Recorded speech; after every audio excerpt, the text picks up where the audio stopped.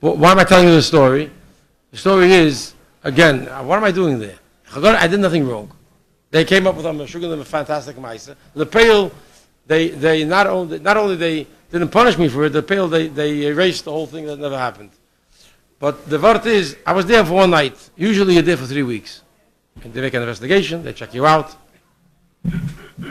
But I thought to myself, what am I doing here, Bechol? The Eibishter took me from one barrack where I can go around, I can go home, I can make an email with Advatera, and suddenly I find myself in Aloch, in Ashu, and 3 weeks over here, you can't go out. So, etwas darf ich lernen. Sasada had the chitas, but the protest had the chitas with me. So I sat down to learn against the tshuva, daf tshuvaton. So I sat down, I learned to hold against the tshuva that night. Yeah, that's not so hard. Try it. I learned from all the 12 prokim. I finished as a tshuva to him. In the morning, it seems like I did my mission. By 11 o'clock I was out of there. And Baruch Hashem. So the point of the story is, there's a lot more to it in Ibel definition, but the point of the story is, jeder Eid geht durch Schwierigkeiten. So how does he address the Schwierigkeit? Like a goy, or like a Eid?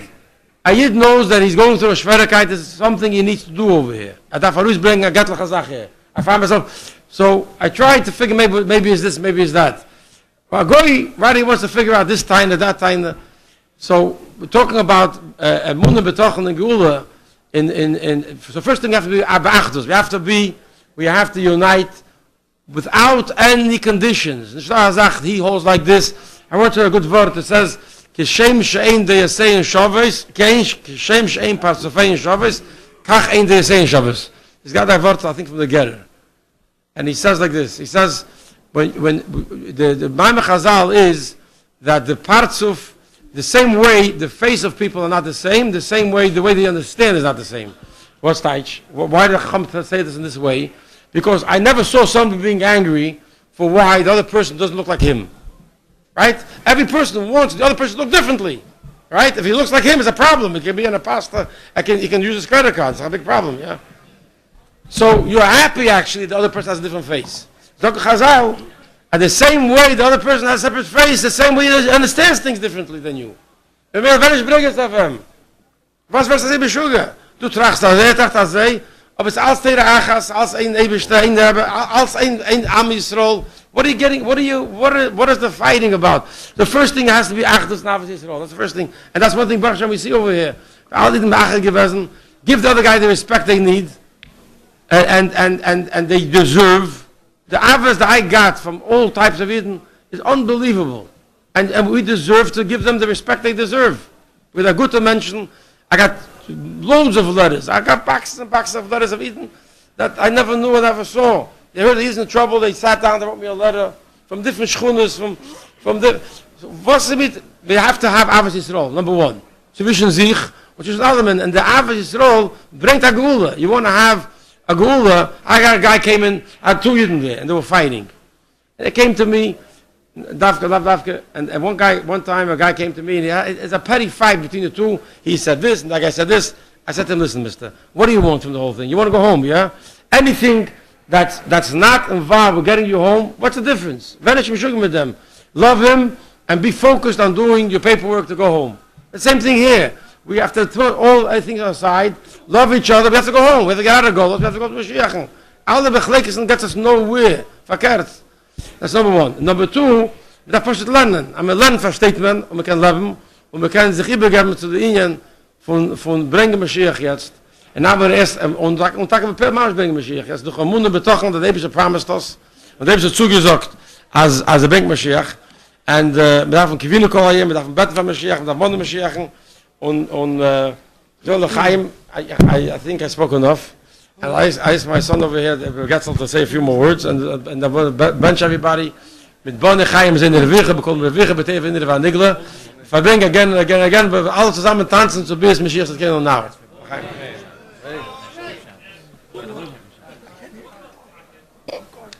Sorry, what? What's talking about?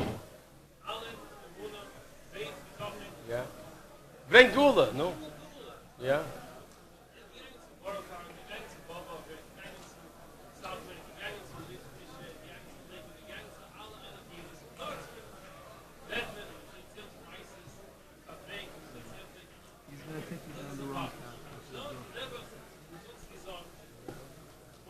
Sholom.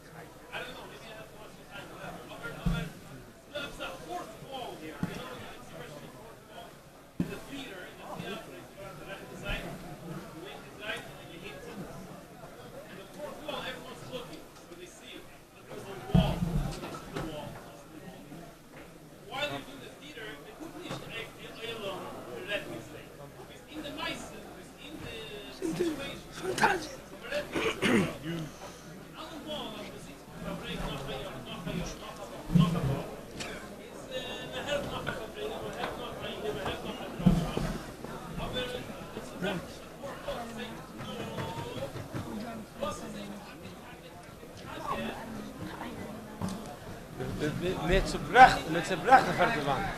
Mit zerbracht die vierte Wand. Als wir retten wollen, wenn wir gaan zijn sich mit dem Mund betochen, in einer ämmersen Weg, nicht kein stachende Weg.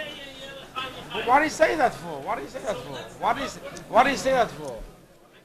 What do you say that for? What? That's een beetje weet van de Joscha, that's a good thing.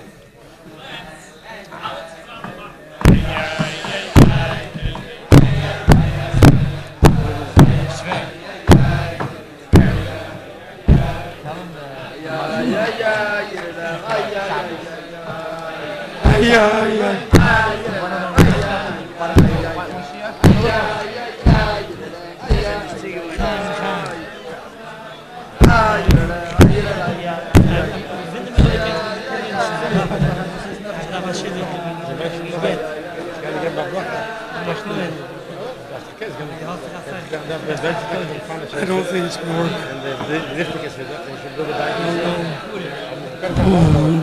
Now.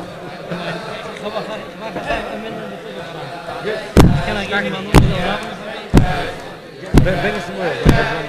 Nee, ze weten dat hij was. Ze weten dat hij... Oké, verbind. Je hebt gewend. Oké, heel verbind. Wat is dat? Hoe ben je? Wat voor stikkelig en toeschijnlijk minder.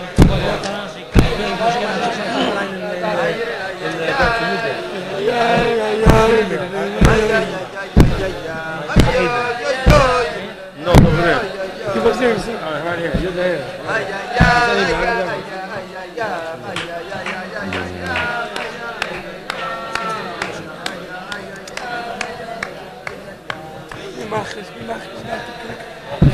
We mag my voice. Because he can explain it better. Come and explain it. You want to talk a little bit? That's it. I tried, but he was just my voice. I see that's not going. Leave it alone. Don't push it.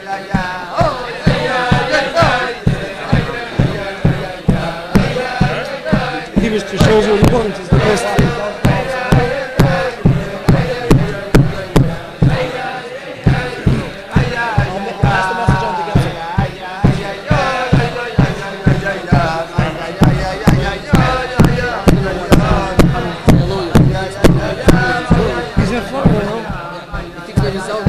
KGB is watching to see if they released the file.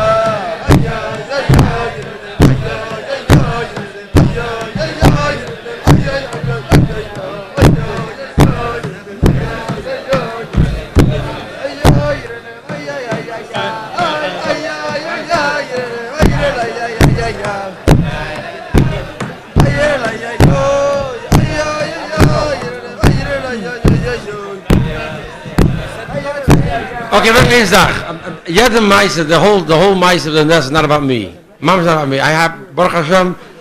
It's about was to the Eibishter. Warst du eine Minute? Hallo, take it easy. Ich habe Sachen mir gehabt. Ganz schön. Darf gucken, da geschehen an das. Ayid gewesen in Matze Achi Kosher, in der Matze von Prison, was ist ein Moschel auf ganzen Golus. Und der Eibishter war rausgenommen. Sie ist Chanuka. Mit das. Und nicht noch mit das. Ich mache sicher, als alle so verstehen es anders. Ja? Darf man sich am Missbeinen sein, wie das getroffen. Ja? Wie das getroffen. Will ich sagen, eine von den Sachen, was Chlor, also das ist, I'm speaking Yiddish. You have to, this story is not about me. Okay? Baruch Hashem, I was freed, and I thank David every second, and I go around telling everybody about the big nest. But the story is about the Eibishter making a nest of taking a Yid out of prison and Eifenisi. So the reason we're bringing here tonight is to thank the Eibishter for the nest, to praise him for the nest, and to learn a lesson from this. How did the Eibishter make the nest? One of the things that we see clearly that the Eibishter made this nest was through Achdus and Avos Yisrael. It was clear in this nest that everybody put all their everybody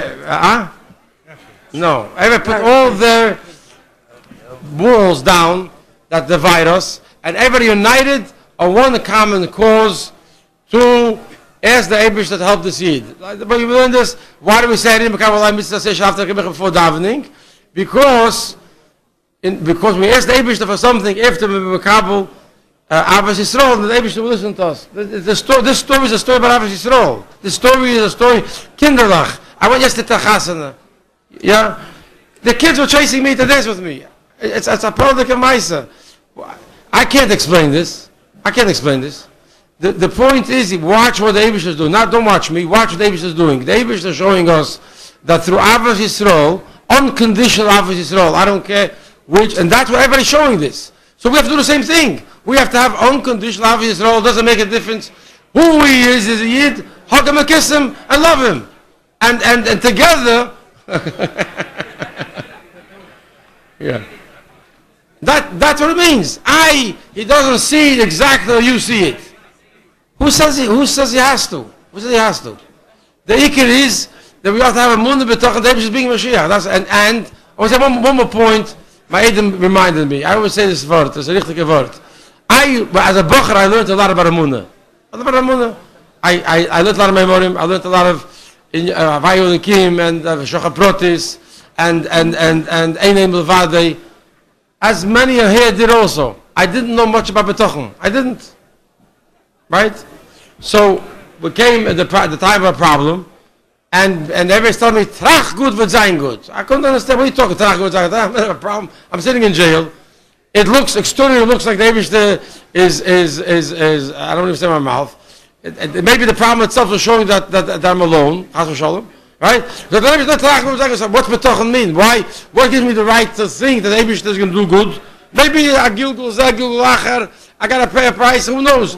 So you learn about Betochen. You want to know Betochen is, you find out that Betochen is a mitzvah, and you find out that Eibishter wants you to have Betochen. After the Munah you have, that every capital table, Eibishter wants you to have also Betochen, that will be good the way you understand. So you learn about what Betochen is, which I did. And I learned Shar Betochen, right? And because over there is a Rishon, and there he explains Betochen is, and that's a Maramokim for the Yesod, with many Biyunim from the Rebbe on what it is, if you understand it. And I got a Klarkeit, what Betochen means, and I worked on it. It didn't take a day, it take a week, it take a month. It took an Aveda. You learn to understand it, that question, struggle with it, and until it became a reality. Amunah Betochen, right? So the same thing goes with Mashiach. You have to learn was Vatman, was it was. So that's a learning in Yom Mashiach. That's what it means. And when you learn with it, I said to you, when you learn with it, you understand it and you live with it. So what's wrong? Everything is good. Now the Eibishter has to bring Mashiach now. What's the problem? What do you want? Oh, but this. Okay. L'chaim. Yeah. L'chaim, everybody. Younger light, they prepared. I want to thank all the younger light who helped make the Verbindung possible. And I want to thank all the Batayda Brida for joining me and helping me celebrate this very moment. And we're really all serving the Eibishter. That's what we all celebrate. I'll tell you. Thank you. We celebrate L'chaim, and they should help us. They should all dance out of this Golus now. Mashiach Tzedkeinu, right now. Gimel Shvat, Gula, Gula Shleim of Amitis, because of Mamish. Now, L'chaim. And now what? So we may learn. Avish Yisrael. Avish Yisrael. And Mesilas Nefesh are doing a mitzvah. Chavra, I can't tell you, I can think all night, I gotta really go. But you have no idea what it means. Don't look for kulas. Don't look for ways to make it easier for the Nefesh Abamis. Do the mitzvah the way the Eibishter wants you to do the mitzvah. And then you'll be fully connected with Eibishter in every part of fiber. And there's nothing better than being connected to Eibishter. There is no greater joy and that makes it. So we look for shortcuts. And take your stupid phones and become smart yourself. And put it away, for heaven's sake. If I can say one more thing, but there's a shul full of Sidurim here. Full Sidurim. What pushes you to stand as a? You ever stop a second? You're looking from a guy who didn't see society for 8.5 years. I walk into a shul, a guy is holding this thing, and I daven to them. Now, this is clearly Klippus Nega, at best. At the worst, it's Klippus Shokhet, right? If you're holding a siddur, this is a Dovish B'Kedusha. This has David's name. You can't bring it into the bathroom, right? Why wouldn't you want to hold a siddur instead of holding this thing? Stop a second, think what you're doing. It makes no sense. It's not normal. Normal, take a siddur out of the shelf. Yeah, you're normal. Take a siddur out of the shelf. Hold on to Davish B'Kedusha and Davish Meibishtin. With all your machshavas, we know what machshavas. And then I found out, I didn't even know this. One of my kids tell me, while you're davening, a window comes down the front and reminds you of something. So if you didn't have your machshavas, help the Meibishtin, you have some more. I'm saying it right? Yeah. They have a drop-down screen. What's going on? And then think about your children who are watching this scene. To them, this is a toy. To them, this is not a siddur. It's a toy. So what's Tati doing? Tati is standing in front of the toy and books to them. Some toy. In the airport, You have no choice. You don't see it. Use it. You forgot your Rambam. I once didn't have a Rambam. I called him my Aiden. I learned the Rambam over the phone. I didn't want to miss a day of Rambam. You don't have a Rambam, learn from it. But what's this infatuation? This is absolute destruction. Throw it in the garbage. Or to put it away for what you need it for. Say you, tired blinder, go the lighters Nee, der geht nicht.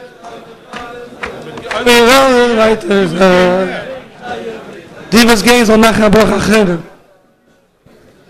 When I was with Yossi in Toronto, I want to say my father spoke about Yonagul Mashiach. I want to say that they're on the light here. They work very hard to prepare Chaimer and Yonagul Mashiach in a way that makes it easy to understand. Yitzchak Raskin, Rabbi Shol comments and Avtzel. If you learn directly from the Rebbe and the Royal Yonim and you need additional Chaimer, he has it out zugegeben zu him. Now you started making it hard for me to speak a little bit. Yeah. Reb Yisrael. Chaim. It's torture to do this, but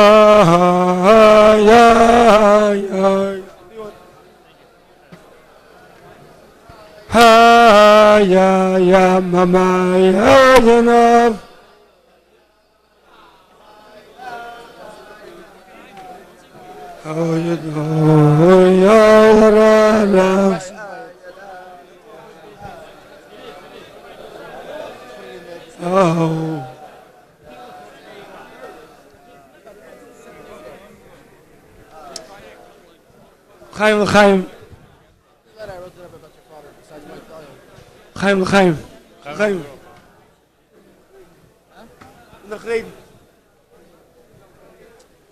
Der Rebbe macht ein Mensch.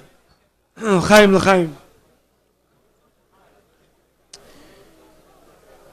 The Pasuk says in Tehillim, Kapitel Memches, it says, Libi is charchar. Mein Herz dreht sich, Sadia. My heart is confused, it's turbulent, it's whirling, dizzy. Azavani kaichi, my whole kayach, I'm just drained. And the clarity of my eyes are not with me. That it's a dependent situation. Because you don't have clarity, because your eyes don't see the thing the way it is, that's why libis charcha, that's why you get emotionally disturbed, that's why you get drained, because you don't see the thing the way it is. And that's I think the lesson. It's really academic close to everything that my father, the stories that my father tells us. The central point is that the clarity of your eyes is what gives you the stability, the strength of the heart, and the strength, the koyach, to be strong in what you have to do. A person is born, from the minute that a person is born, he's being trained in the ways of the world. That a person learns that strong and weak, if you're strong, you have, and if you're weak, you lose. And if you're smart and you're energetic, you'll have. And if you're lazy, you're busy with learning instead of working, you're not going to have. The world tries to give us certain messages, and everything we do, Rebbe says in Tanya, every time we do something, we eat something, we sleep, this is strengthening our perspective of the world, right? When you eat, you're reinforcing the idea that you have to eat in order to live. Your life comes from the cooking, and that's not the emes. We know that's not the emes because we're Yidden. 3,000 years of history tells us that it's not the way the world tries to present it, that if you have koyach, if you have power and authority, you'll succeed and you'll win. And if you're weak and you're alone, you have no money and you have no power, then you'll lose. And the strong person will be dominant. So we know that that's not true. So but how do we get this clarity of seeing the world not the way the world tries to pretend it is? Through learning Yanagul Mashiach. I feel like I'm back now, Chaim.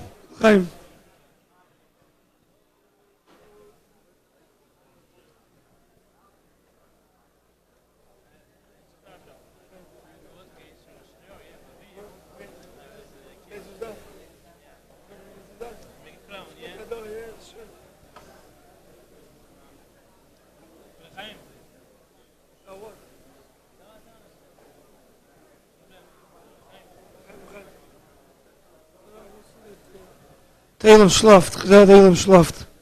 Sag mal Chaim.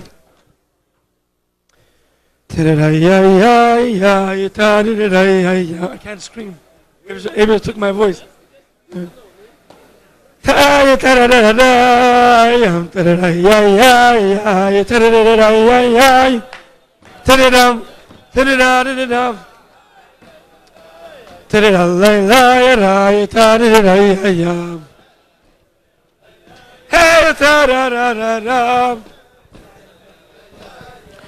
Ta-da-da-ya-ya-da-da-dum. Ta-da-da-ya-ya-da-da-da-ya-ya-ya-ya. Yeah, he spoke about it again. That's it. He didn't say it. I mentioned it as he was talking.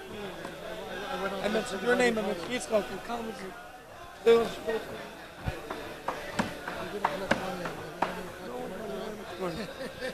money will be there. Somebody asked me the mashkin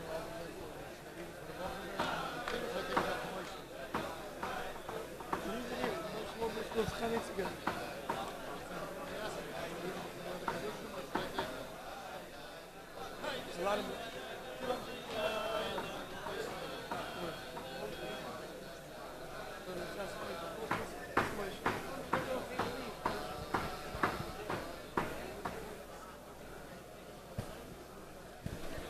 I want to tell you something. We all were very inspired by my father.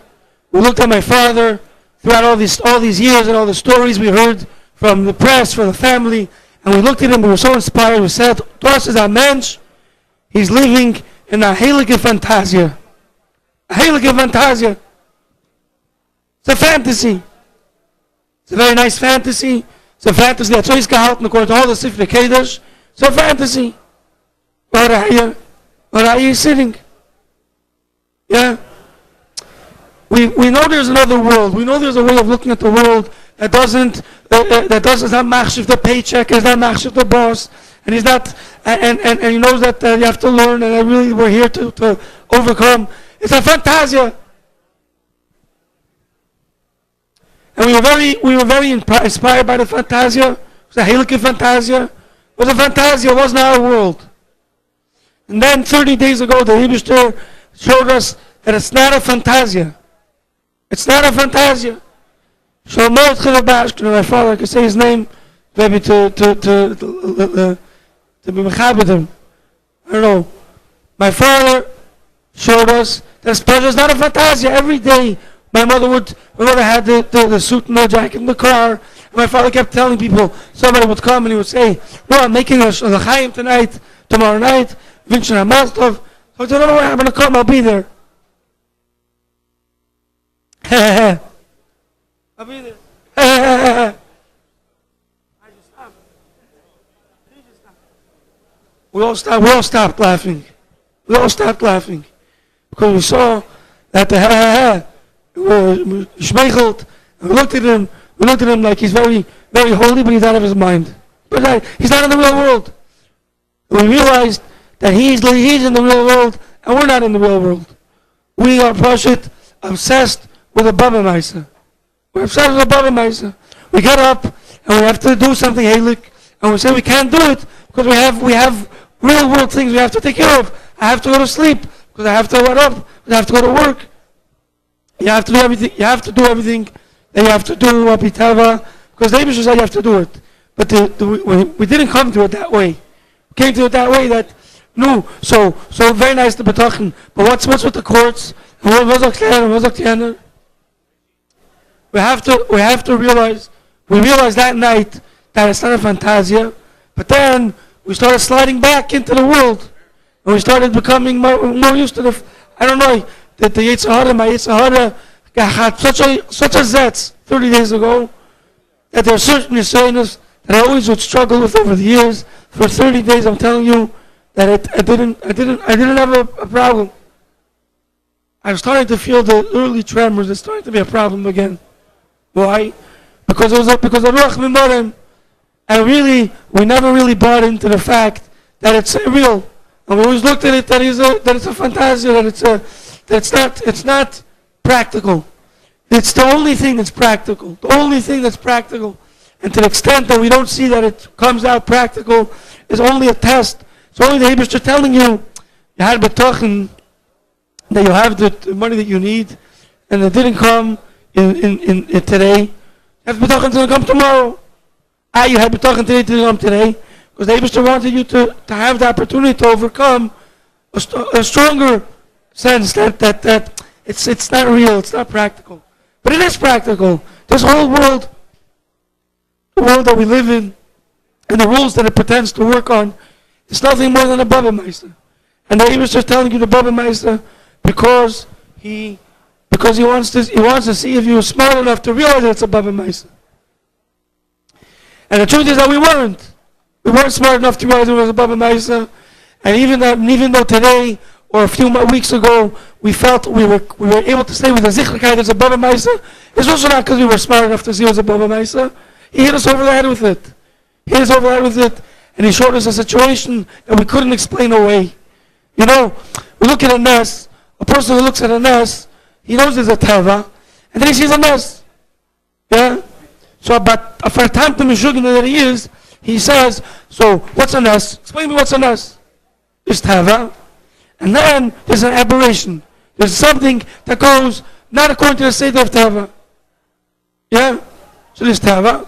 Then there's something that's going out of the teva. Then we put back the teva. The fact that there's a teva doesn't allow for l'mayla min teva. There was a yid who was busy with science.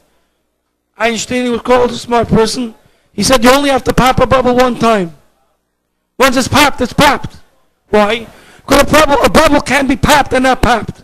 Teva can't be teva, and then every other Wednesday there's a nest, or every there's a nest. If the bubble popped, that means there's no bubble anymore. There's no teva. You can't look at it pshat that there's teva, and every once in a while the Eibster comes down to the ground floor and he makes a seder, but really the teva has some sort of koyach. The fact that there's a minute, any spark of l'mayla min teva tells you that the whole teva is a lie. The whole teva is a lie. It's a lie. And any difficulty that you have, it's not my nature, or it's not my circumstances, it's a Nisayon. You can't look at it that it's a Metzias. People want to know, first, how do you live in such a Nisayon? This is gestärkt. And I think that my father was trying to say before about positive thinking versus betochen. Positive thinking tells you that there's a difficult situation and you might have an escape route called positive thinking. Betochen tells you there's no difficult situation. Stop right. The Eibishter has to roll up his sleeves and get you out of the trouble. There is no trouble. It doesn't exist. It's a hologram. It's a mirage. It's a scenario. The Eibishter is giving you a hypothetical scenario. And especially we know that the Eibishter creates the world every second. So yesterday you screwed up, and the day before you screwed up, and you screwed up so many times, it became a habit, yeah? That you that made a mistake yesterday doesn't exist anymore. Everything that exists every second goes out of existence that doesn't exist. The Eibishter created you today. 1 second. The Eibishter created you with a backstory. When you sit down to write a story, when you write a fictional story, listen, everyone, when an author writes a story, he doesn't write the whole history of the character. He has it in mind that this character had a childhood and he was beaten up by his stepmother, and now he has his trauma and he has his trauma. But he didn't ever write that story. That story never happened. Yeah, he created a story to explain why this person is struggling on this page 1. He's struggling on page 1 because he has a backstory that never existed. All the things that you did that created your habits and your things, they never happened. The whole world never existed. It was just created. It's 1 second old. You have a habit that nothing is really pushing you. It's all a hypothetical situation. The Eibishter created a hypothetical situation. He said, Gatzel, if I'm going to put you, let's say I created a person, and he's such and such years old, and he has such and such baggage, and he has such and such a story, and such a number of mistakes.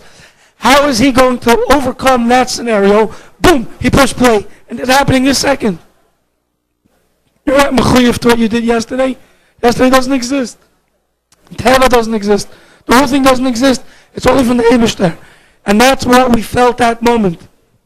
That Wednesday when we heard the news, L'mayla min HaTeva, we all instinctively got it. If it's L'mayla min HaTeva, there's no Teva. Steps out of Teva and L'mayla min HaTeva. If they couldn't hold on to him after the 8.5 year, that means they couldn't hold him after 7.5 years. They couldn't hold him after 6. They couldn't hold him after day 1. They couldn't hold him at all. There's no Teva. There's no Teva.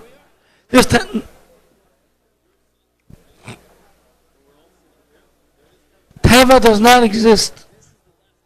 It exists as a theory. The Torah wants you to think that Teva is the fact and Mamla Teva the theory. But it's not true. It's not true. The Raya is my father's living proof. You need proof that there's no Teva. Proof of Teva is that the Eibishter popped the bubble. Once the bubble's popped, once you know that the Eibishter is emotional shout al. So, you know, people ask my father for brachas. Yeah, people ask my father for brachas. So the Spitz Chabad, they don't like that my father give a guy a bracha.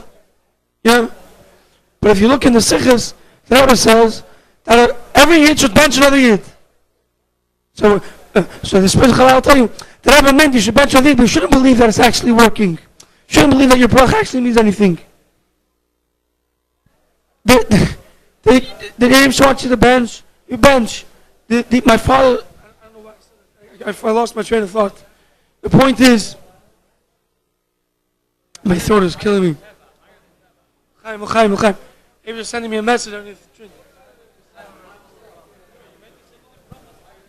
I meant to say that there's no Teva. We're in the moment. We have to do what we're in. However, how do you say? Says the stock. No. Sie ist nur da ein bisschen heimlich, was ist da zu sorgen. Sie ist nicht doch im Nachten, sie ist nicht doch im Morgen. She's not a bissel heint. She's not a bissel heint. Don't worry. You know, people think my father had a gilul likus and he was strong for 8 years. It's not true. He lived every moment in the moment. Today, he had an assignment. He didn't worry about, will I be able to find a solution to solve this problem forever? He solved the problem in the moment. And that's it. The world only exists in the moment. And then will help and bring us to Mashiach, and we'll see the truth. The truth is that, yes. I'll tell you why. They will attack Elfin, they'll bring Mashiach. A person has a guf, l'chaim yidin. Yes. L'chaim, let me tell you something. A person is made up of a guf and a neshama. And my father went through his galus, and he had absolute control over one and zero control over the other. He had no control. He doesn't know. My father had zero control over his guf. Not because the prison, hey, you, schmuck. Not because the prison guard had control over his guf. Because the Eibishter has control over his guf. Hakol b'dei shamayim, including your guf. And every situation that you're facing with, and every trouble you're facing with is b'dei shamayim. What's yidei shamayim? Somebody finds himself in a nisayon. It shows on hepech yidei shamayim. The Eibishter put him there. I didn't put myself here. The Eibishter put me here. That's not a problem. Yidei shamayim. Yidei shamayim is only your reaction. That's your neshama. The way you take things, the way you see things with your neshama. The facts you're facing, that's your guf. And you want your guf to go out of goals, you cannot take your guf out of goals. And so you have to say, Hashem, please take my guf out of goals. In the same token, if you want to tell your neshama, you have 100% control, and Mekena Zeizogin, the Eibishter doesn't. Why? Because he gave it to you. That means, if a person says that Hashem should help, and I should become a Chassid Shigid, he's a shvanz. Because the Eibishter gave that job to him. And if a person tells to himself, you know what, I'm going to go out and take my guf out of golos, he's also a shvanz. Because the Eibishter has to take your guf out of golos. We have to take the Eibishter, the Rebbe was always looking, the Rebbe is always looking, always telling us, Haderach HaYeshara V'Kala Mehira Lahavi, to bring Mashiach. So Mashiach needs to be something we have to bring, and there's a way that we have to do it. The way the Rebbe says, just Chatzar Yigul, let's bring Mashiach. You can't bring Mashiach in the guf. You could. What the Rebbe tells you that if you live with Mashiach, in other words, if you bring Mashiach to your neshama, then the Eibishter will bring the Mashiach to your guf. So do it. What does it mean? No, it's not going to... Okay, here's Chaim. If you tell me now today that tomorrow you're going to be a ferd, so I'm going to tell you not only tomorrow you're going to be a ferd, today you're a ferd, vice versa. Tomorrow's going to be a golos. You have a person... No. Excuse me. If your guf is in golos tomorrow, it's going to be because the Eibishter wants your guf to be in golos tomorrow. If your neshama is in golos tomorrow, it's because you didn't take your neshama out of golos tomorrow. And today, not tomorrow, there's still a whole night. The guy at 12 o'clock, they change the clock. Now is today. There's no tomorrow. It's today. You're in the neshama, you could take your neshama out of golos. What does it mean? What is the difference between golos and gula? What's the difference? I know, I'm not arguing. L'chaim.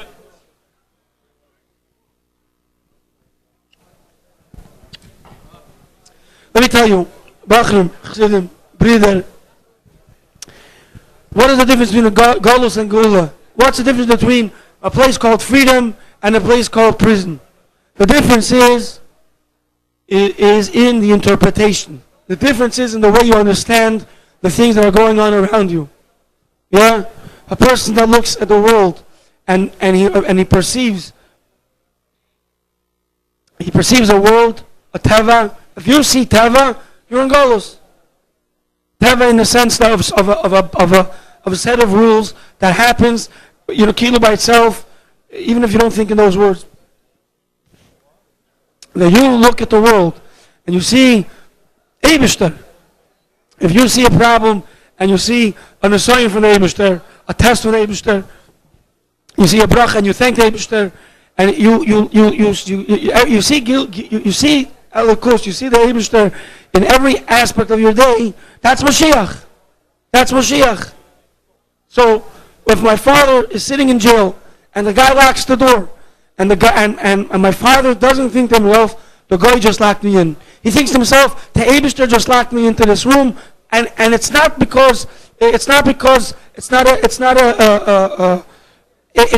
scenario. The Eibishter wants me to do something over here. He wants to see how I'm going to understand the situation. If I'm going to be besimcha, ba'atzas, do a mitzvah, make a kula, all the kula, do a halachi kula, do a chassidische kula. The Eibishter wants to see what I'm going to do over here. So that's pshat freedom. His neshama was free because there was nobody enslaving his neshama. What does it mean in prison? To be in prison means you're restricted. You're restricted. If your neshama is not restricted, if you don't recognize the constraints, and in your head, in your neshama, in your eyes, are clear, and you see the mitzias, you're not in prison. In that minute, you're not in prison. Ayah's Guf is in prison. Taka's Guf is in prison. And for that we davened. And for that he davened. And he davened to come out. And he was only dependent on the Eibishter to come out. But to be dependent on the Eibishter to fix your eyesight, that's not the Eibishter's job. That was a job the Eibishter gave to you. And the same thing, and that's my father's personal situation. We are in the same situation. He came out from a place called prison, and he started, some people start saying, a place called freedom. And sometimes to contrast, you could say that. But we're not in a place called freedom. We're in a place called Golus. Only. We're in a place called Golus. And just like when he was in a place called prison, why did he refer to it that way? Because he wasn't ready to say, I am in prison. Because when you're saying, I am in prison, you're talking about the way you look at it. He didn't look at it like he was in prison. He was in a place that was called prison. To be in prison means you can't go out. To be in a place called prison, you're there. And it could be, the door will open, you walk out. The same thing over here. We're in a place called Golus. Because we're in a place called we're not in a place called freedom. We're really free. If we're really free. If we and how to do that, that's why the Rebbe tells us to learn Yom Gul Mashiach. I think Yom Gul Mashiach doesn't just include the Binyan Beis HaMikdash and Hilchas L'Mashiach. Chassidus, rein Chassidus, that teaches you how to see through Klippa is in Yom Gul Mashiach. Right? What's going to happen when Mashiach's going to come? You're going to have, now the Goyim are working on different ways to put the screen in your eyeballs, as close as they can get. The Eibishter is also working on such a thing. He wants to take Chassidus and put it right in your eyeballs. You look at the world, gleich zest to Mashiach. Yeah? So if you could do that today, if you could learn a Maimer Chassidus, that's what I'm saying. I was here, Chavdal Tevis, talking about Torah Torah is not a sefer. Torah is Torah is clarity and light. Torah is not to learn. Torah is meant to live. It's a scope. It's a way of seeing the world. And if you could apply that by yourself, that's what it means to live with Mashiach. It's not a mystery. It's not a fantasy, a madrega. Living with Mashiach is to learn how to understand what's going on around you, and in terms that you will see it when Mashiach will come. The way we'll see the world naturally when Mashiach will come, that's what the Rebbe wants us to do now in Golus. We see the world instinctively. We should try. If it doesn't come instinctively, we should train ourselves to see the world in that way. And because we thought we didn't get the message, so maybe that's another one of the reasons, but we definitely have a tetzah. We see from my father, a Rebbe the Kabbaishbil. What does it mean? I'll tell you a story. My father didn't say tonight. I'll tell you a story from my father. And with this story, I think maybe I chazir of Dal Tevis. Also, I don't remember. Yeah, I did chazir of Dal Tevis. But if you heard it, I will be meichel. But it's just the mechanics. My father showed us the mechanics, what it means to be in Golus, to be behind bars, and at the same time to be living with freedom. To be living, and that's what we're supposed to be doing over here. Yisrael. My father was in jail, you heard? Yeah. His guf was in jail. And he wasn't able to do the things that he wanted to do with his guf. He had to do what they wanted him to do. And he had to be what they wanted him to be. And one of the Yom Tovim that we Jewish people celebrate is called Sukkot. And Sukkot, We sit in the sukkah, and we're joyous, we celebrate, we rejoice. So a person naturally, a goof that's put in a cage is naturally sad. A goof doesn't want to be in a cage. So my father told a story. My father told the story. He wrote this in a letter. He wrote a yam of letters. I'm looking through. I have half the letters. I'm cataloging the letters, looking through them. I have maybe 700 letters that he wrote publicly to the family, besides for individual letters. And these I'm cataloging them, looking for the stories, looking for all the diamonds. So one of the diamonds I saw there was like this. He was sitting in a sukkah, and there was a schedule. They set up a schedule between the Yiddish inmates. They're going to be in the chapel, they're going to daven, and they're going to do hakafos, they're going to do Seudas Hodaah in the sukkah. Anyways, it started raining. And the minig in Lubavitch is that we don't care about rain. It's a minig that we have in a lot of different areas we don't care about. We don't care about rain. We're happy if it rains. I don't know if he was so happy it rained. I'll tell you a story. So he's sitting in this sukkah, and his mind is wandering. His mind is wandering.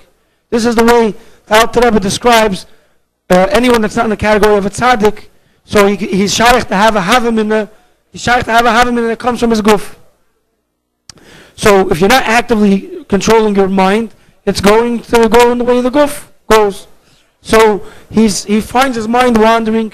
What does he think about Shmini Atzeres? He thinks about Yom Tov, about Hakafos, and he's thinking about Hakafos in 770, and between Chassidim, and the family, and the Sefrei Torah, and the Getens, and the Suda, 2-3 o'clock in the morning you go home, and eat something, L'shem Mitzvah, before you go to sleep. And he's imagining it, and thinking about something that you don't have, that you need to have, is a very saddening exercise. So he's thinking about dancing with loving friends and chassidim and holding Sefrei Torah, and he's sitting in a cold sukkah. It's raining, it's windy, nobody else is sitting there. He's sitting over there, and the whole matzav is just dripping on him, it's just raining on him, and he feels like a kalamutna, a melancholy is starting to seep into him, and he's almost feeling like with this melancholy, with this feeling, he's missing. He's almost holding the Torah by feeling sad that he's not holding the Torah. His Yetzer Hara is trying to justify his state of mind. And then, like the Alter Rebbe talks about Rabbeinu, his conscious mind kicked into gear, and he had a body experience. You're standing there aside, and you look at yourself, and you think to yourself, Rabbeinu Shalom, what am I doing? This is not Isgehalten Ganzen. This is not right. This is very wrong. And we know that the Rebbe is a balabas over himself, of the Rebbe, and you don't get to think of the Rebbe or dream of the Rebbe or speak of the Rebbe without the Rebbe's reshus. And mitamol, so that's why I want to say the Rebbe sent him a story. He remembered the story of the Rebbe. The story of the Rebbe, he writes in the email like this, that the Rebbe was Hakafos, must have been in the early years, didn't mention, but either early years or even before the CS, according to the story. And the Rebbe grabbed a balabas, he schlepped him into the Hakaf. Vice the person was a Zayiner, that the Rebbe afterwards asked him not to, apologized or said to him, don't get offended that I schlepped you the way I schlepped you into the dancing. So the guy said, verkehrt, es war mir a Covid, zu tanzen mit euch, tanzen mit der Rebbe, or the Edom, whoever it was. So es war mir a Covid zu tanzen mit dir. It's an honor for me to dance with the Rebbe. So the Rebbe corrected him, and the Rebbe said, no, tanzen darf man mit der Eibishter. You may have been dancing together with me, but we were dancing with the Eibishter, not dancing with each other. I'm trying to explain the Rebbe's words and the way I think it inspired my father. We're not dancing. When you're dancing with the Eibishter, the person who's holding your hand, he's joining you in your celebration, but it doesn't have any place to say it. It's an honor to hold his hand. You're in presence of the Eibishter himself. You're rejoicing with the Eibishter himself. What does it have to do with whose hand you're holding? Why was it so inspiring? Why did this help my father in his melancholy? Because this way of looking at a Yom Tov is the Guf's way of looking at a Yom Tov. The Guf looks at the Yom Tov and what the Guf experiences, and the Guf catalogs these experiences, and to the Guf, this is what Yom Tov is. And when any of these components are missing, something fundamental is missing. If Simchas Torah comes and it's cold outside, and you're not dancing with other people, and you don't have a Sefer Torah to hold, something is missing with the Yom Tov. And the Guf is right. Something is missing with the Yom Tov. But not with the part that really matters. And not the part that no one can ever take away from you. The Yom Tov is not about dancing with the Torah. Yom Tov is about dancing with the Eibishter. Simchas Shmini Atzeres is about dancing with the Eibishter, rejoicing with the Eibishter. We're dancing with the Torah, we're dancing with other Yidden, but that's all a way of expressing our joy with the Eibishter. So why am I sitting here? He didn't spell this out, I'm spelling it out. Why am I sitting here in this sukkah, and I'm getting depressed, and I'm feeling like something is missing over here? The one thing that outweighs everything else is not missing. I'm here with the Eibishter. And so he stood up, and he started dancing in the sukkah.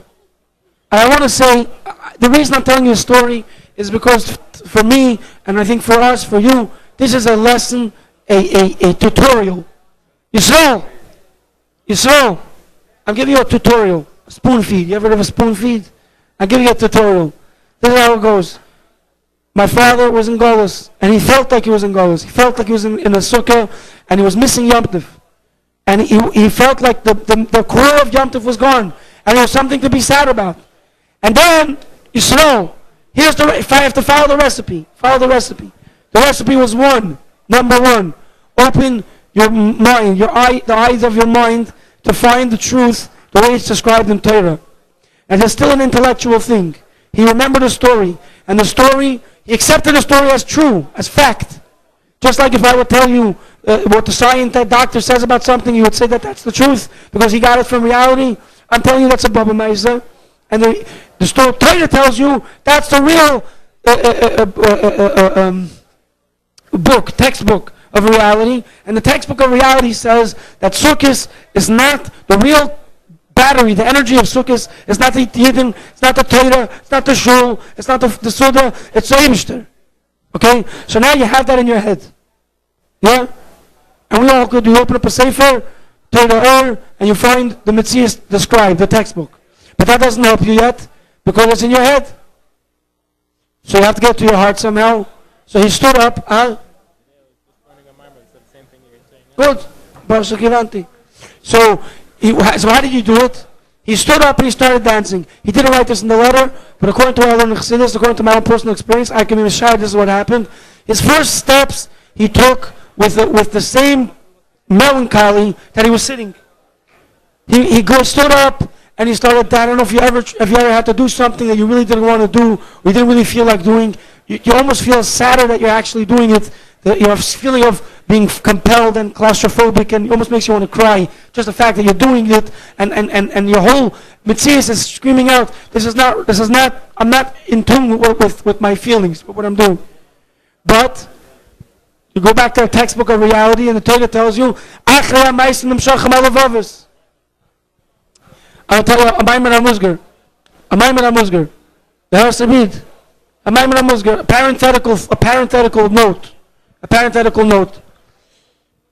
People are trying to think, how do you, I met people terrible. I was in London, they flew me down to London, because my father can't leave the country yet. So I took me to London, and I met people that are, I met kinderlach, and I met gezonte people. I met some people that have very difficult challenges. Nebuch, a young mother, going into chemotherapy. Maybe I should give her a refuah l'chaim. The head, 1 second, head!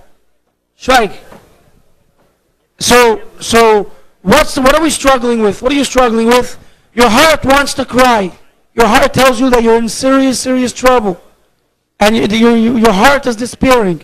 And you're asking, the Shalom is saying, they're asking me, how do you adjust? How do you adjust so that your heart, you see a different reality? So it occurred to me that we do this all the time. We never, Yisrael. Can you stop talking? I can't stop talking, I'm sorry. My voice was gone. I picked up the thing, I said, give it back. Said, your voice is gone, stop talking. And if it's not gone, so I have to keep talking the rest of this. Yaakov, you hear what I'm saying to you? We're in no other area of our life, almost no other area of our life, do we consider our heart to be an accurate surveyor of fact. Yeah? If your wife will tell you that she bumped into somebody in the store and she thought that they looked at her funny and it made her feel bad and she's probably angry at her, you will tell her that, your heart, it likes to play tricks with you. You have to look at the Metzias the way it is. And you're anxious to go on an airplane, yeah? You're afraid of going on an airplane. So you look at the facts, you look at the statistics, you try to believe yourself that this is just unfounded worries, yeah? Because we know that our heart doesn't know what's going on. Our heart is not grounded, yeah? So we need to use our seichel, right? Our goof thinks that where's the seichel's well to draw from is from a science textbook and from experience and fact of the real world. So you're trying to settle your heart from science. So what Torah is telling you is not so different.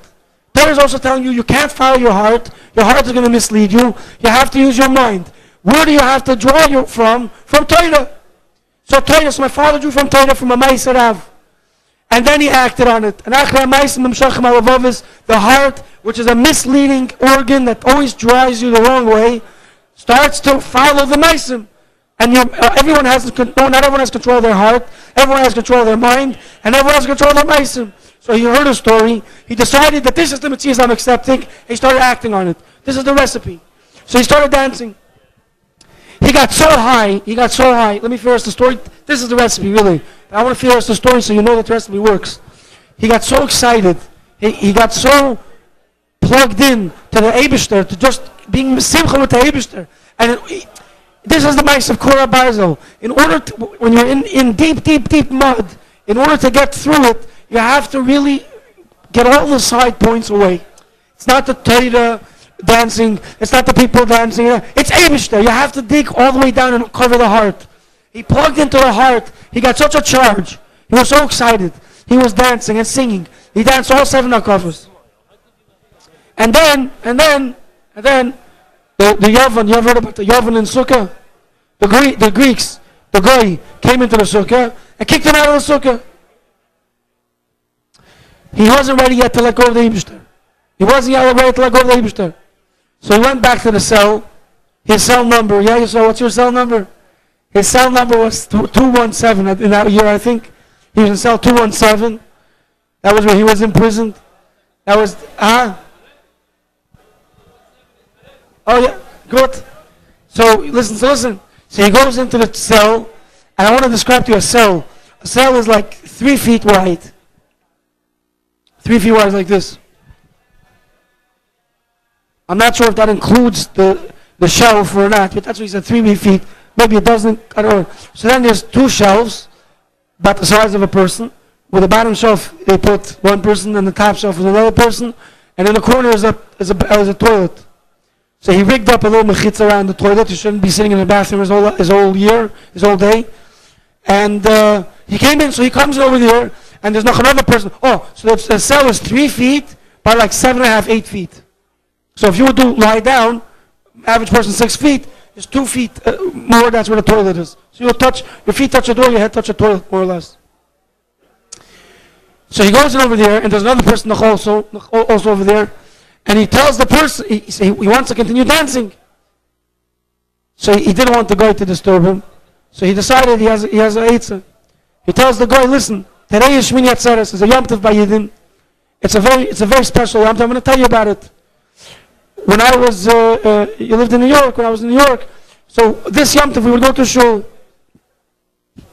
I used to go to a shul called 7-7, you go down a few steps, then I have a shul, there's hundreds of feet this way, 100 feet this way, and the tiled floors, and they open up in the front of a big velvet curtain, they just open it up, they take out the scrolls, the Torah scrolls, they give it to all the Choshev people, and then they start dancing. And they sing like this. And with his full throated, he starts singing the song. And he says, they don't just sing, they dance. I'm going to show you. He starts dancing in a circle. And so he's dancing. And he dances like this for 2 minutes. And he tells, I don't know how long, maybe more longer, maybe shorter, I don't know. Then he says, you know what, then? There's a one person who's like running the whole show. He goes to the big table in the middle and he patches. And then they sing another song, goes like this. Allah Salah, and he starts dancing again. And then the guy, an hour long he danced, and then the guy danced. He said like this, Ad Chanuka for bass. And then he was singing the song like this. And like this, he danced all 7 hakafas. Ki'ilu, he's giving the guy a show, but meanwhile, he's dancing right there with Eibishter. And it's not a recipe, a medicine. In order for it to work, in order to prescribe a medicine, it has to always work. Can't work one way for one person, one way for another person. It has to always work. And I want to tell you that this simcha that my father had, it wasn't because of a allergic reaction he had. It's something that we will all experience if we will only open our eyes and act on what our eyes see. The way he did, the same input, you get the same output. If you take a story of the Rebbe and you accept that as the textbook of reality, this is reality. It's not a different world. He's in the Helike Fantasia, and we're in the real world, and we have to deal with our thing. There is no other textbook. All this other textbook is explaining to you the hypothetical Baba-Mises the Eibishter wants you to have to consider before you can reject it. This is all the stuff you have to know is not true. And this is all the stuff you have to know is true. And if you take a story and this is the Metzias. You know how many the stories about Shem Tov, the guy banging on the table 3 times, and he said, don't worry, the Eibishter will give me the money. You know the story? The guy, he owed money for the parents, he didn't have the money, and the guy knocked on the door, the guy didn't get nervous, he said, don't worry, the Eibishter will handle it. So how many of us will sit on the side and say, ha, ha, ha. You know, it's very cute. He's a very cute guy, but the guy be practical. The guy's Meshuggah. The story is telling you that he's not the Meshuggah, you're the Meshuggah. If you think that the way to get money is to make some manager happy so that he gives you a paycheck at the end of the week, or to slap a certain amount of pounds, or drive up someone a certain amount of miles, and that's where your parnas is coming from, you're the Meshuggah. Why are you the Meshuggah? Not because this makes more sense than that, but because we saw how many countless of times in 3,000 years of Jewish history that this reality is not real. That this bubble, how many times does a bubble have to pop before you say, this is a bubble that's pin-proof? You poke the pin, it goes in and out, and the bubble's still a bubble, but the pins come in and out. There's no such thing. If Teva doesn't, any scientist will tell you this, and that's why they're worried about Nissim. Because the minute if you could show me that gravity stops working one time, yeah, the science has a svara, a theory, yeah. If you could show him one time that the theory doesn't reflect reality, he will take the theory and throw it in the garbage, because he knows that if Teva doesn't work always, then you didn't understand. If the way you understand it is not consistent, then it's not true. So was eine Mirbasse from him? He didn't see the nest. So Nebuch, es geblieben als Schwanz. We saw the Nissen. We saw our nest 30 days ago with our own eyes. And we danced with the Baal nest. We sat today with the Baal nest. So we're a day here. If we were scientists and we were positing a theory of reality that was made up of Teva, and we saw one experiment run where Teva didn't hold true, we would have to, by the rules of science and Seichel, throw it all out. It's not true. It's not true. And yet, the Eibishter made us a very strong Teva that we always, and this is why it was that's the thing, Eibishter hardened Pari's heart. We always get back, in order for us to still have work to do, we always slide back into this perception that, the Eibishter makes it that 1 week you didn't make the manager happy, and Punkt Eibishter didn't give you the paycheck, and therefore you put 1 and 1 together and you get 3, and you say that because I didn't work, and because I didn't get the paycheck, therefore, if I don't work, I won't get a paycheck. The Eibishter makes that setup for you, and at the same time he's screaming to you from last week, from 3 days ago, that there is no Teva, but at the same time he's giving you a daily, by minute experiences that Teva is real, and that Teva will, the cause leads to effect, and the strong guy will win, and the fast guy will win, and the guy who's clever and energetic will become rich, and everyone that doesn't have those miles will be poor. And he shows it to you 100 times a day, so that you should become confused again. But it's a confusion. It's a baba maisa. And if you want to know the truth, you learn Torah and realize that Torah is emes. That's what the Rebbe wants from us with Yanagul Mashiach. What does that allow us in Yanagul Mashiach? He wants us to see clearly. He wants us to see reality. It's all there. It's all there in front of us. And if we would just look at it that way, we would live Mashiachdik. What does it mean live Mashiachdik? I don't know. I'll tell you, for 30 days, I lived Mashiachdik. I flew combined for 15 hours on a plane. I was surrounded by screens. I don't know if I would be able to keep my eyes to myself in other times of my life, the way in this time I was able to keep my eyes to myself. Why? Because if either one thing's true or the other thing is true. And I'm close enough to the nest, and I'm close enough to the blast, that I still have to concede that this is the truth and this is not the truth. And this other truth, this other thing is trying to poison me. It's trying to schlep me away. My father said it before about news and analysis. What could be bad about reading what's going on in politics? What's this investigation happening, and what's that? What could be wrong? What could be wrong? What could be worse? What could be worse? What could be worse than feeding yourself a narrative and convincing yourself that why did this happen? Because this person did that, and that person did this, and this other person did that. That's why that happened. That's every second, every time you reinforce that perception, you're letting go of emes. And that emes that you're letting go of is what gives you the koyach to live like a yid. To insist that you have to do the mitzvahs in the right way. To not be shaken by life's turbulence. You're going to let yourself, look, it's only a baseball game, it's only a basketball game. Everything, this is what the Torah tells us. Elohim yamatz, yeah? Every second you're looking in Esav's book, you're moving yourself further from Yaakov's book. And let me tell you something. My father said something. Chaim. My father said,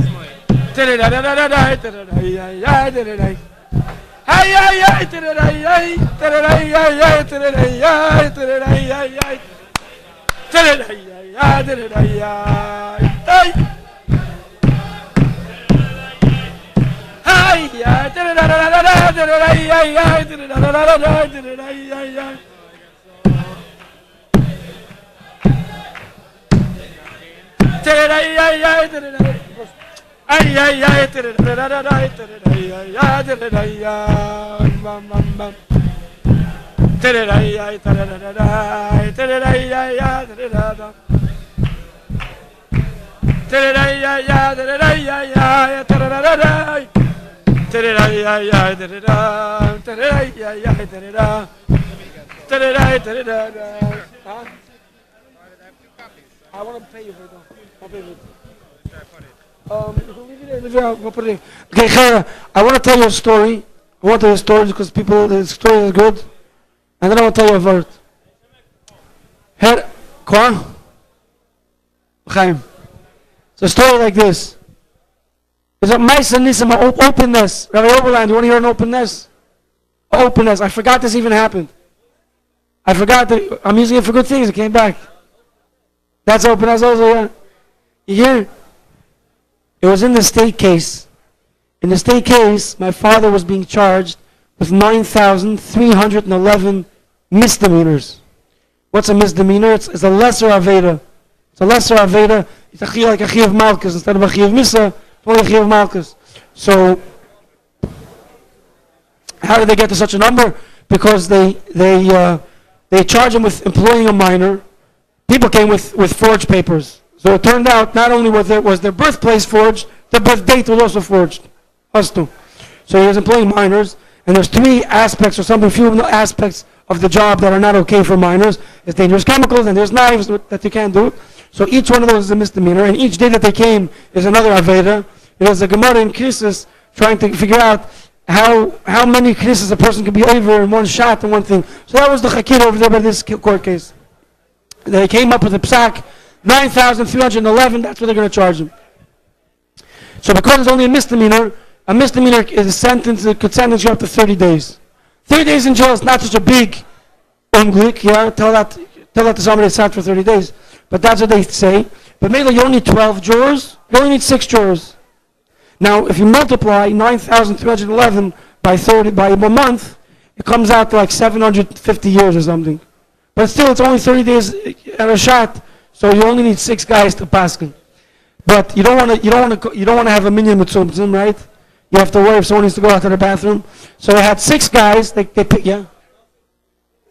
Right. 30 days started one after the other. Anyways, so everything you have to connect the Torah. So so they only had 6 guys and 2 substitutes. Why 2 substitutes? Because something happens to one of them, they won't have to start the story over from the beginning with all the evidence. They want to have extra people, so they end up with a minyan of 6 people at the end. And Takakachava, just so you see the quality of people that are sitting and determining if someone should go to jail for 750 years, after a few weeks, they found that one of the jurors had marijuana, so they sent him home. So it became a substitute, became Ola L'Gdula, like it says, they take right, if one of the Rabbanim has to go, they pick up somebody from the front bench, he goes on to the dais. Good, so now you have 6 jurors and 1 substitute.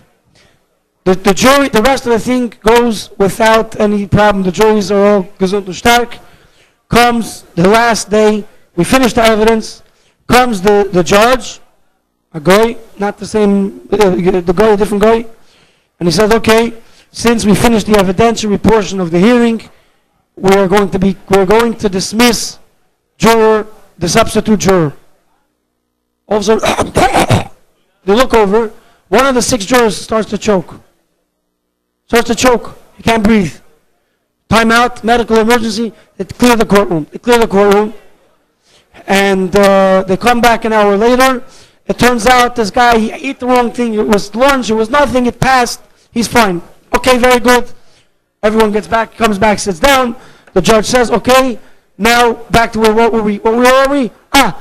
We were sending home the substitute juror, and as he says these words, this guy starts choking again. He starts choking again. We saw it in front of our eyes. So the judge says, I see I'm not going to be able to send home this substitute juror because we have somebody over here for shtickle geises. Don't know what's going to happen. So we need to have a minyan. We don't want to have to start from the beginning. We're going to have 7 jurors. Turns out that this 7th juror, this substitute juror that should have been on his way home, he was voted in to be the foreman of the jury. The jury votes who's the foreman, and the foreman leads the deliberations, and he's the first among equals, kaviyachol, and he announces the verdict, and he was the shliach of the Eibishter to announce that my father is innocent on all charges. So 30 days later, after the Geula Pratis, the Geula Shleima Pratis, we're sitting over here and we're looking back, and if you remember that night, we're in a very different place tonight than we were in that night. Yeah? The Chaim says Hashem hardened Paro's heart. Yisrael, yeah? David. Who's this yid? Chaim Mendel. What's his name? Yankel. Yisrael, Yossi. What's his name? L'chaim. Nicht jetzt. L'chaim, nicht jetzt. I love you. Anyways, you're here. So the Chaim says everyone asks, especially we're in a case of justice, what's the justice? The Eibishter hardened Paro's heart and then he gave him a patch. How do you justify that? The different answers given in different Mefarshim. The Orach Chaim gives a beautiful answer. The Rambam gives an answer, still it feels a little bit slimy, a little bit, just to say such a thing. It feels a little bit unsettled. He was punishing him, but the whole ping pong, he let him say yes, and then he made him say no, it doesn't seem nice, doesn't seem right. So the Orach Chaim has a beautiful answer. Here's Yisrael. The Orach Chaim says a very nice thing. He says, Paroi, when Eibishter gives somebody a makkah, he melts. He softens up. Yeah? When Hashem was hardening Paro's heart, he wasn't making it harder than usual. He was returning it to its natural state. He wasn't taking away his Bechira Chavshas, he was giving him back his Bechira Chavshas. He wasn't making him say no, he was taking away his coerced yes. And he took him back to where he was, and now he said, what do you say? He said no. Because I couldn't detach because it was Bechira Chavshas. Beautiful answer, Orach Chaim.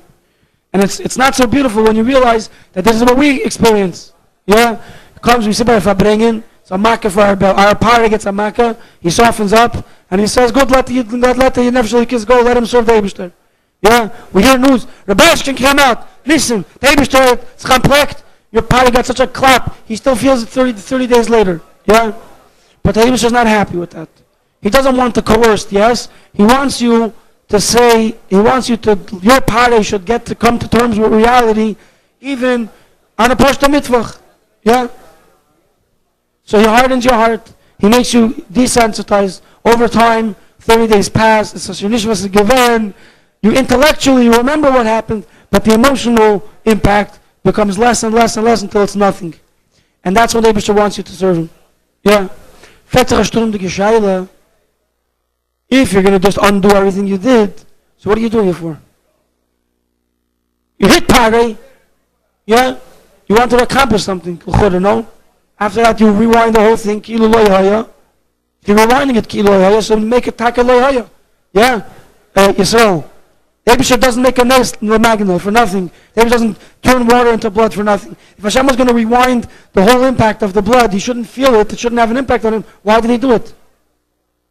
Not playing games over here? So to answer that question, the Gemara in Baba Kama.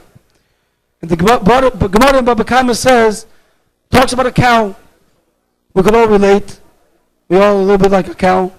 Walking along an elevated pathway. And all of a sudden he slips or he pushed. He falls into a garden. And he eats. And he breaks things. So there's a one halacha. I don't remember now what's the halacha. The halacha is Tommy, he has to pay the whole thing, he has to pay everything. He has to pay for the damage a certain amount. The Balach Asada, the Balach Bupara, they come and they schlep the behemoth out and they schlep him back to the barn and they lock him up. If that cow finds his way back to that garden, he has to pay, the halacha of Tashlumin changes. I forget if he has to pay more because the Shomer should have been more careful or he had to pay. I don't remember. The point is, the halacha changes. Why halacha change? Because even a cow, once he knows where the good stuff is, you have to assume he's going to find his way back. And that's why the Eibishter gives Pari Amaka. And he takes him out. We're like our Pari is walking on a path. That morning, I didn't do anything to deserve, I didn't do anything to deserve a get out of jail free card. And I got a get out of jail free card for 30 days. I'm more Lefi Erech than I was before. I'm out of jail. My Pari is leaving me very much alone, like day and night. I didn't deserve it, I was pushed. So the Eibishter comes and he slaps your cow out of the garden. Yeah, there's a gepashet in a geschmacke garden. You had all the geschmacke food, now he slaps you out. And now he slaps you out. Why did he push you in? Eibishter pushed you in, and then he pulled you out. Why? Why did he pull Pari out? He didn't take away from him his memory. The cow knows exactly where the garden is. Pari knows exactly what the Metzius is. He just doesn't relate to it. It's no longer on his radar, on his emotions. Emotional level is gone. Now, if he wants an emotional level, if he wants to enjoy the Suda, he has to work for it. He has to go back and find the garden. But he can. And the way that he can is that if he does, he has to pay more, or he has to pay, the halacha changes over there. Parak, what Eibishter wanted from Parak was, I gave you dam, and the dam softened you up. I don't want you to answer from softened up, but I don't want you to forget the dam. I want you to remember that yesterday, you, not me, you, said Hashem HaTzadik, Bani V'am Yad Hashem. You don't feel that way now, but you felt that way yesterday. You have to look at reality using your kalim and figure out, find the emes the way it is on your own. That's what he wanted from Pari, and that's why he got another patch. Because every Makkah should have made it easier for him to find his way back to that garden. Right? Every Fabring and every nest that we experience has to make it easier for us to find our way back. And if we don't find our way back, it's full kayit, or it's whatever it is. I don't know what it is, but it's a problem, and it's something that we have to fix. Especially us as Chassidic Chabad, we are not chasing Yisro's Deleilas. There are other, the Alter Rebbe, my Melamed always told me in Yicheder that there was a tzaddik, the time the Alter Rebbe, called Reb Chaim Chaikel, who lived in Amdur. He was a Rebbe in Amdur, and his Chassidim were known. He would come into davening, and he would start davening, and everybody around him in a certain radius, whatever it was, everyone in his room would get such a high from his davening. Such a high, and we see it sometimes. We experience also second-hand kedusha. You know, like we're in the vicinity. We're in the vicinity of somebody that's on fire. Yeah, and that's why we say l'chaim sometimes. Get a little lighter fluid. The guy's on fire. I should catch on me a little bit. We know what it feels like. So these chassidim, they didn't have to do anything. They just parked in Reb Chaim Chaikel shul, and when he would daven, he would burst into flames spiritually, and they would all be on fire, and they would daven. Their davening was ashamed of her.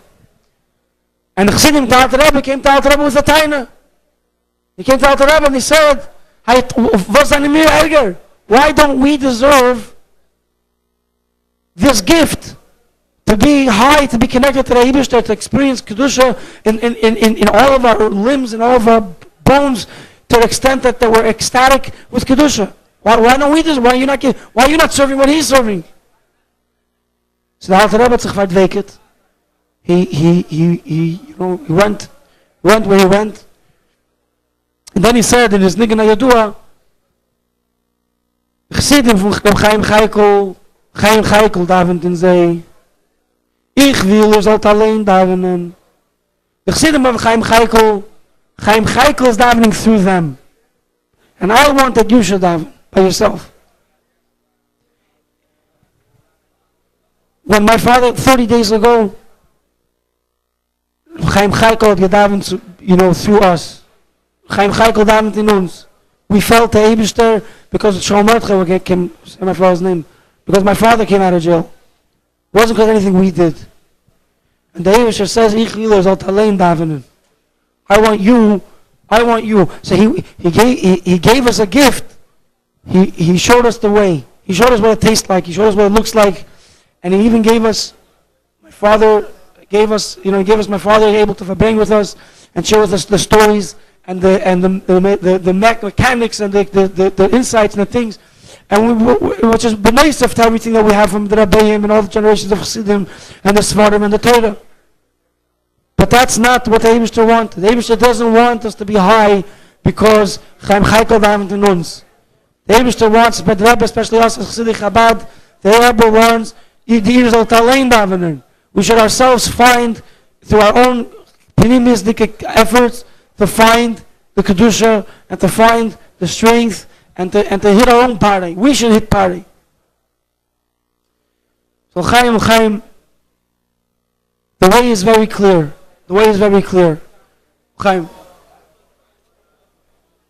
I want to just formulate it in a very memorable, clear way. There are 3 steps. If you want to plug into this reality,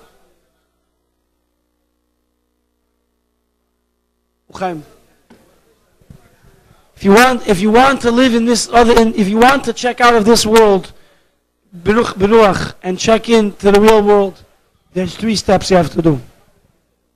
3 steps. We always have these unstable bursts of energy. If you want to live in the real world, you need to do three things. You have to stabilize, protect, and apply. Stabilize means you have to find a stable source of this reality, a stable well to draw from. You can't live your life going from nest to nest, from makkah to makkah, from farbrengen to farbrengen. You have to apply yourself, and there's a stable source. Baruch Hashem, the Eibishter helped us. This reality, this emes, He didn't just create 30 days ago on Gimel Tevis, Beis Gimel Tevis. This is an emes that predates the world, and that He hid in the Torah. And the Torah is a source of this reality. If we'll take the Torah seriously, in other words, take the Torah as a description of truth, of reality. When the Torah says something, the Torah says don't worry, you have to realize that there's nothing to worry about. When the Torah says jump, even if it doesn't look like you can jump, you have to know that it's impossible that you can't jump because Torah said to jump. And by the same token, I should say this, I was speaking up to a group of women, girls, who were afflicted with terrible handicaps. And one of the things I was telling them about this Nakoda, if the Eibishter didn't give you an opportunity to do something, then you have to know that Torah is reality. The fact that somebody else has something doesn't. So in the world, if someone else has something, then it's something that exists that you want, that your eyes could see and your heart could desire. If the Eibishter didn't, if somebody needs something, if someone needs some help, and you're not the one you can't give the help, right? If you want dancing with the Torah, yeah, and the Eibishter put you in jail, so you could be depressed and cry that you don't have a Torah, or you can realize that the Eibishter wants something deeper from you. The Eibishter wants something deeper from you. Don't be obsessed with what you don't have and what the Eibishter didn't give you, because if He didn't give it to you, it's not for you. In this minute, that's not what He wants from you. And to live with that is another atzas hayetzer. To get you depressed about the mitzvahs that He didn't give to you to do. It's not your mitzvah. He didn't give it to you. Don't worry about it. It's not for you. I mean, look, if there's a way to be, maybe I'm saying wrong. If there's a way to be poor, you can do another mitzvah, maybe I have to go for that. Maybe, I don't know. But the code is, you have to find the emes of Torah, and the emes of Torah needs to be for you a state. That's why the Rebbe said, the Rebbe says in Yom Mashiach. So we read a paragraph from Malikut, Chayenu, whatever, and we check it off. We did the Rebbe's Hodaah.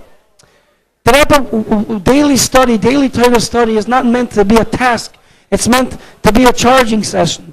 You're supposed to, it's a moment to reconnect to a different world, and to take a stable, a continuous and consistent and stable refresher in what the world is really all about. That's stabilized. You have to stabilize it. And you have to protect it. You have to protect it.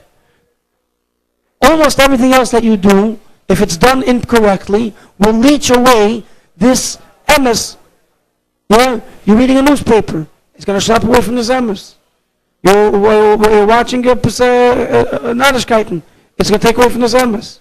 You're going to, and each person according to his madrega. The Alter Rebbe Tanya says, a person eats lahanas gufay. He's taking away a little bit from that emes, because he's validating and he's strengthening the yesh, the feeling that he needs to be satiated and he needs to be nachgegeben, he needs to satisfy his urges, right? That's taking you away from the reality.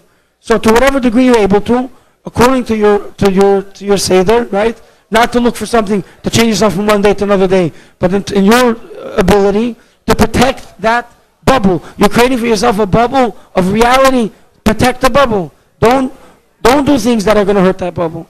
And then you have to apply. You have to apply it. Like I was saying the story with my father with the sukkah. It wasn't enough that he remembered the story of the Rebbe. It wasn't enough that he understood the story of the Rebbe. Before his heart really opened, he had to get up and dance. We have it backwards. We think we're waiting to be excited that we can stand up and dance. You want to be excited?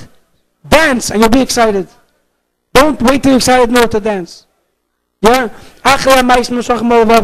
Understand that it's an appropriate time to be excited and to dance. Realize that if you were excited, you will dance and dance. And the Eibishter will help, that it will melt your heart and you will become excited. Yeah? It's not the Hisayrus that brings the mitzvah. It's the mitzvah that brings the Hisayrus.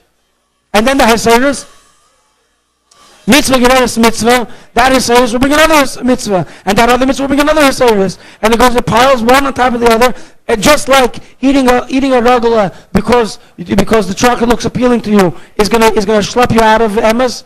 Eating the ragula because you're hungry and because doing this will help you daven better. Well, is misamis. You're revealing the kedusha in the mezainis. This mezainis exists now to serve the Eibishter. That means to apply it. And I just want to be Messiah. So talking practically, I roll a prayer that if I mentioned this before, but my father didn't have a single moment of energy that lasted him throughout. And this is something that Yetzer Hara comes to us all the time and tells us, other gar nusht. Either extremely or not at all. Right? If you have 10 bad habits and you want to be a Chassidus Yid, so you either have to drop all 10 bad habits or give up on being a Chassidus Yid. And that's just another lie from the Yetzer Hara. The strength the Eibishter gives you, the Eibishter is the mashal from Alter Rebbe. I don't remember the details, I don't want to go into it, I don't want to make a mistake. The mashal was that Eibishter Dafka wants us to do a payment plan. He doesn't want a payment plan. A payment plan. He's not coming to us to demand the full payment right away, because he knows, just going to the mashal, that he knows that the person, the debtor that demands the payment right away, he gets nothing, or he gets very little. Whereas the debtor who was forgiving, he said, I'm not demanding the whole thing, you give me what you could do. So the person who owes the money feels grateful and feels empowered, and he finds more, he scratches a little bit more than he otherwise would have, and he pulls more and more, and slowly he's able to repay his debt. We're not here on a one note thing. It's a marathon. The Eibishter gave us, if the Eibishter will give us 180 years, the Chaim Nitzchim, Mashiach's Zeit, and we'll go right into Mashiach Chaim Nitzchim. The Eibishter gave us a life. And today, you have to see what's on your plate, and you have to do what's on your plate today. If you're going to look on today, what's also there for tomorrow, and you're going to, biting off more than you could chew, never got more nutrition into anybody's body, never got more money into anyone's bank account, and never got any more Yerushalayim into a person's life. If you can't chew, you're only biting it in order to chew it, in order to swallow it. If you can't chew and swallow, don't bite. Right? It's only common sense. Right? If the achlata is too big you're not taking the achlata to impress somebody, you're taking the achlata to change. If this achlata is too big to implement and therefore you won't change, what's the teichen of the achlata? What's the point of doing the achlata? So we're talking practice. It's important to say this because especially when we're not bringing, especially connected to such a bigness, the inspiration is so big. You want to just change yourself. You need a mashpia. You need to do it. You need to do it in a way that it will be. It's reminding me of one more story. I want to tell you one more story of my father, because we live with these stories. We mentioned about science before and scientists. These I used to talk Miftzayim in Iowa. There was very little Miftzayim to do because there was almost no Yidden. There was almost no Freie Yidden. So one of the things that I would do is I would give tours and speeches for Goyim and teach them about Shevat mitzvah. So they were ostensibly coming to hear about the Jewish community. I wanted to tell them about Shevat mitzvahs. They were here to hear about the Jewish people and their strange ways. So one of the things that I would tell them was about the yarmulke. If you look at the yarmulke, so I say a yarmulke reminds you, right? Reminds you there's something on top of your seichel is the pinnacle of your being, and there's something on top of your seichel. So I always tell them that anyone that has a little bit of brains wears a yarmulke. Every scientist in the world wears a yarmulke. His yarmulke, it's not an emes yarmulke, it's like the galachim, there's a false yarmulke. What's the false yarmulke of science? It's called an experiment. Yeah?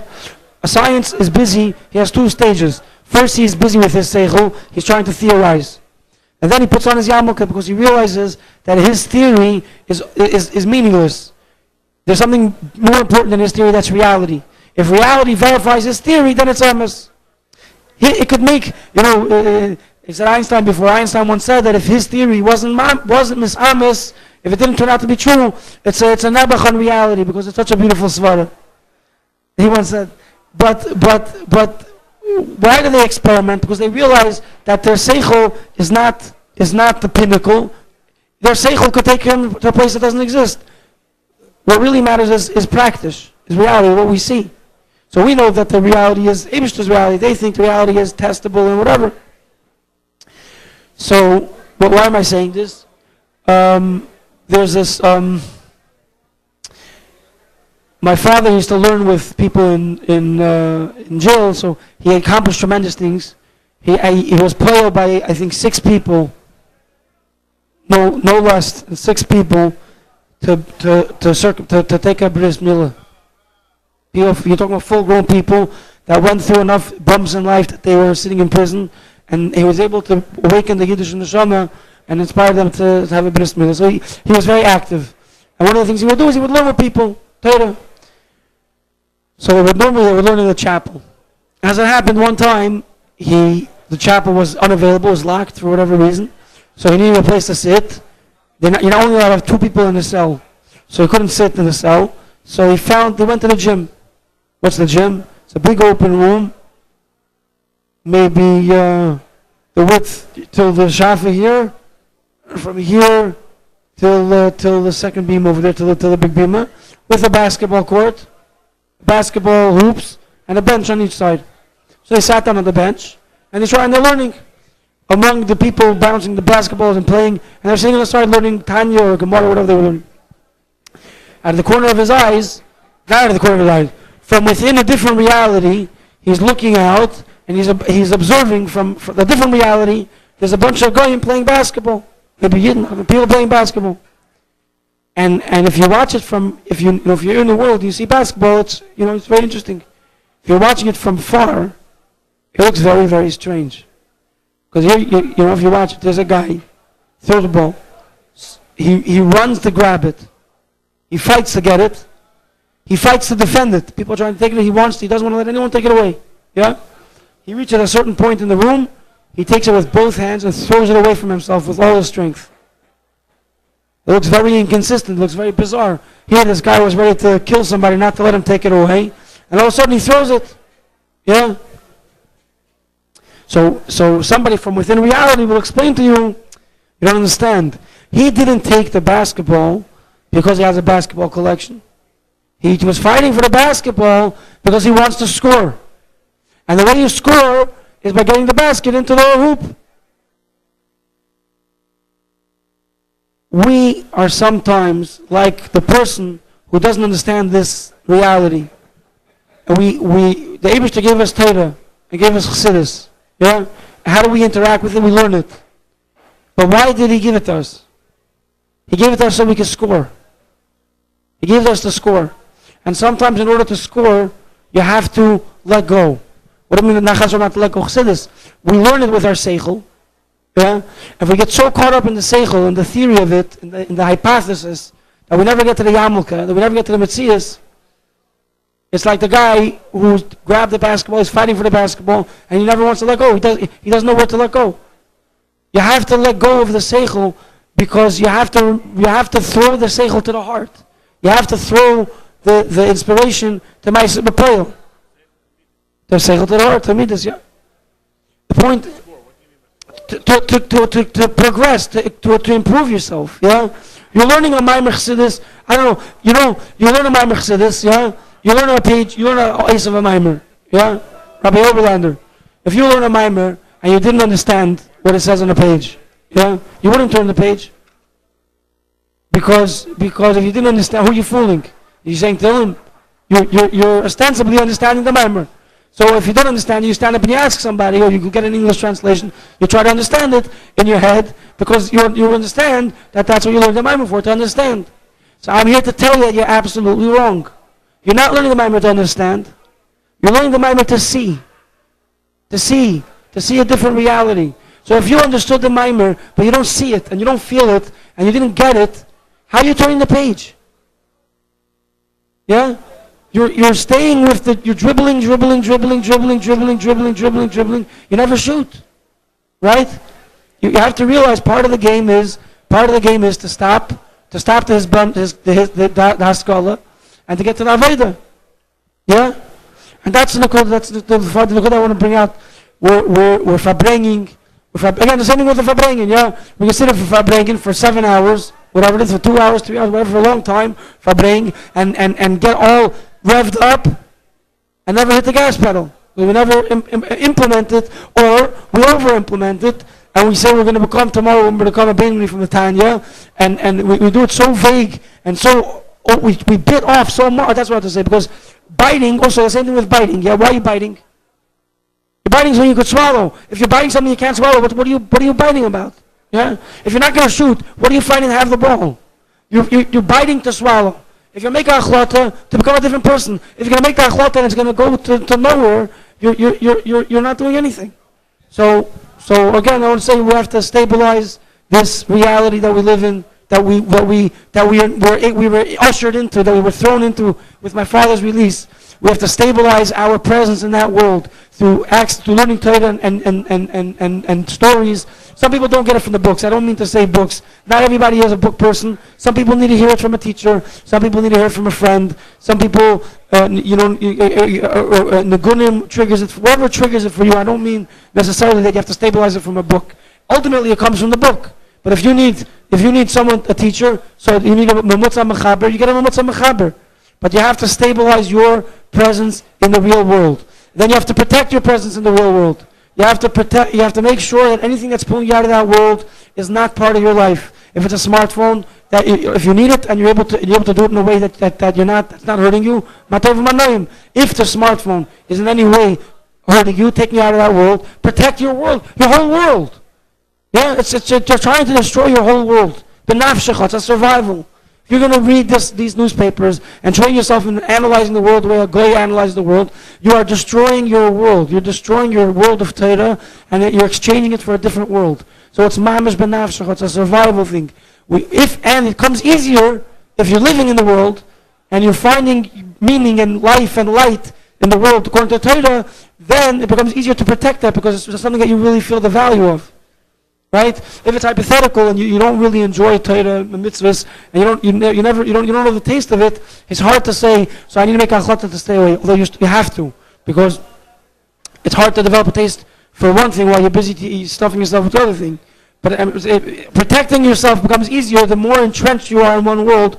The easier it is to. And the thing is, it works the same way with klippa.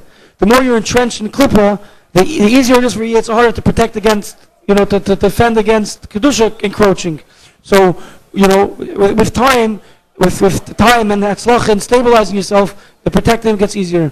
But the thing is, you have to apply it. If you want all that stuff to be real, not just hypothetical, not just demyonis or chalemus or machshavas, you have to apply it. And that means to live, even if you don't feel. Feeling is the last thing.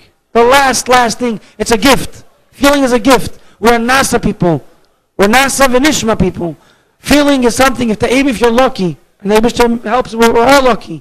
We get to have a geshmak in Torah and mitzvahs, and it's a natural thing we should have a geshmak in Torah and mitzvahs. But it's not a precondition.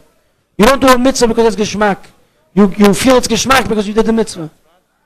So we have to stabilize ourselves in the world, we have to protect that world, and we have to apply that world to this world, because there really is only one world. And the Eibishter should help that there should be a time when Hashem echad, Shmo echad, the world will be one, the true one world, because we're going to see that anything else that claims to be part of the world is really nothing. It really was just a test. It was really just a scenario the Eibishter presented us. And we can live that now. We could live that now. The Rebbe wants us to live Mashiach. I'm going to mention it again. Yitzchak Raskin and his Chavedim have a meisid, Learn Mashiach. I think they have a website, even learnmashiach.com, where they're working on preparing Chomer. In that, and if that doesn't speak to you, do something else. Doesn't matter. But I just wanted the Rebbe says we had a taste of Mashiach with my father's release, a taste of seeing a world where we saw the course, and we should really want to embrace the Derech HaYeshara. So I want to give him a shout out to this thing. But really, it's anything from Torah. We need to connect to Torah. It's our survival. And when we do our part and take our neshama out of Galus, Hashem will do His part and take our guf out of Galus. And maybe, and David should hope, that I've always said, David should flip the script. He should take our guf out of Galus. The Be'el neshama will be out of Galus. Should happen to take my mamish. I want to remind everybody, like the Rebbe always reminded everybody, that the David darf machen a bracha achreina, but sicher machen a bracha achreina. Could the Rabbi finish the speech with the